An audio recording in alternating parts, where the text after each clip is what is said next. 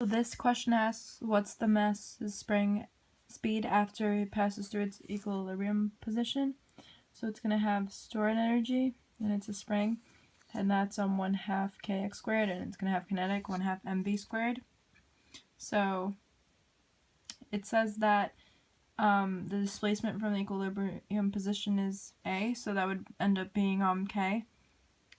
And so I divided by m, and so therefore v squared was by itself, so v squared equals ka squared divided by m. V, take the square root of both sides, is going to equal to a radical ka squared divided by m, all in the radical. Since there's an a squared, it's going to come out, and you're going to get a radical k divided by m is going to equal v, which is choice A. So for number 2, it says, what would be the speed v of the mass when it returns to the equilibrium position? So it's going to be 1/2 kx squared again is equal to 1/2 mv squared, but instead of a, they give us d. So then you would solve, and I crossed out the 1/2 since there's that on both sides. So you get kd squared equals mv squared, and I divide by m again. So you get v squared is going to equal to kd squared over m. You take the square root of both sides, and you get that v equals d radical k over m, which is choice D. For question number 3, it asks, which of the following is true for a system consisting of a mass oscillating on the end of an ideal spring? So this means that energy is going to be like perfectly conserved. So D, the maximum kinetic energy and the maximum potential energy are equal, but they're going to occur at different times.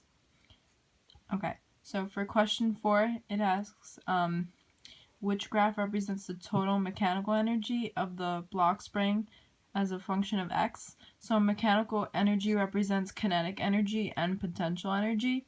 So there's always gonna be kinetic and potential. If there's like only kinetic energy at one point, there will be potential, or there will be a mix of both. So that's why this is going to be at D.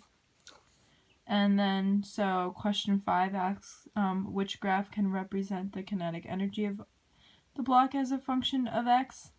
And this is going to be C, because when it's at its equilibrium point, it's going to have the most kinetic energy, and this is shown at C.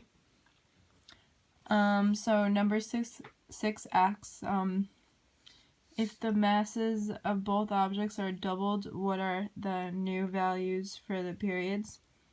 And so for this, it does not affect the period of a pendulum, and they say that the pendulum has a period of t, so you can basically cross out all the other answer choices because of that. And I tested it out here for the mass of the spring, and you end up getting that it equals t radical 2. So that's my work there. So this question asks us like what's gonna happen when the period is at t divided by 4. So if you go like 1, 2, 3, 4, this is a displacement time graph, or velocity, which shows velocity. So when it's there, there's gonna be no velocity, and that's choice D. And yeah, so number 8 asks, which of the following is true in the values of its speed and the magnitude of the restoring force?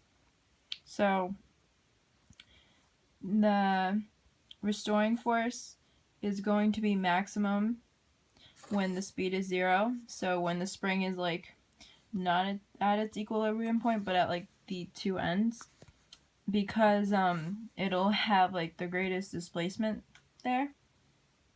So the greatest force of spring, and the speed's going to be 0 because it's not going to be moving at the ends.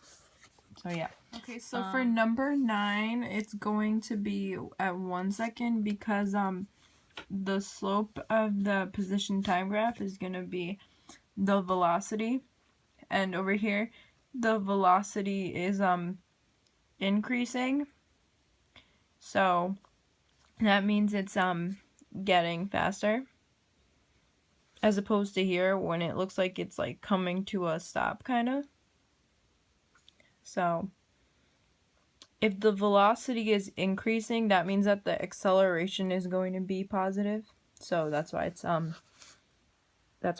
1 second. And for number 10, it asks which of the following graphs represents the kinetic energy of the object as a function of displacement x, and it gives us the